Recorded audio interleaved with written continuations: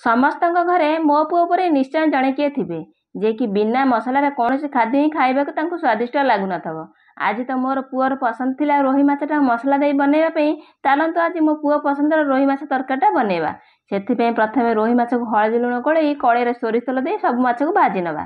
ବଳକା ତେଲରେ ଆଳୁକୁ ଭାଜି ଦେଲା ପରେ ଗୋଟା ମସଲା ସହ କଟା ପିଆଜକୁ ଗୋଲ୍ଡେନ୍ ବ୍ରାଉନ୍ କଲର୍ ହେବା ପର୍ଯ୍ୟନ୍ତ ଭାଜିବା। ତାପରେ ଅଦା ରସୁଣ ଛେଚାକୁ ଟିକେ ଭାଜିଦେଲା ପରେ ମସଲା ତଳୁ ନ ଲାଗିବା ପାଇଁ ଅଳ୍ପ ପାଣି ଦେଇ ସବୁ ପ୍ରକାର ଗୁଣ୍ଡ ମସଲା ସହ ଅଳ୍ପ ପାଣି ଦେଇ ମସଲାରୁ ତେଲ ଛାଡ଼ିବା ପର୍ଯ୍ୟନ୍ତ କଷିବା। ଦୁଇଟା ବଡ଼ କଟା ଟମାଟର ପେଷ୍ଟକୁ ଦେଇ ଟିକେ କଷିଲା ପରେ ଭଜା ଆଳୁକୁ ଦେଇ ଆଉ ପାଣି ଦେଇ ଘୋଡ଼େଇ କଷିବା। ତାପରେ ଝୋଳ ପାଇଁ ପାଣି ଆଉ ସ୍ୱାଦ ଅନୁସାରେ ଲୁଣ ଦେଇ କିଛି ସମୟ ଫୁଟିଲା ପରେ ଭଜା ମାଛକୁ ସବୁ ପକାଇ ଆଉ 2-3 ମିନିଟ୍ ଫୁଟାଇବା। ଶେଷରେ କସ୍ତୁରୀ ମେଥିକି ଦେଇ ଟିକେ ଗୋଳେଇ ଦେଲା ପରେ ଆମର ମସଲା ଦିଆ ମାଛ ତରକାରୀ ପୁରା ରେଡ଼ି। ଆପଣଙ୍କ ଘରେ ମୋ ପୁଅ ଭଳି କିଏ ଅଛନ୍ତି ନା ନାହିଁ କମେଣ୍ଟ ସେକ୍ସନରେ ନିଶ୍ଚୟ ଜଣାଇବେ। ରହିଲି, ନମସ୍କାର।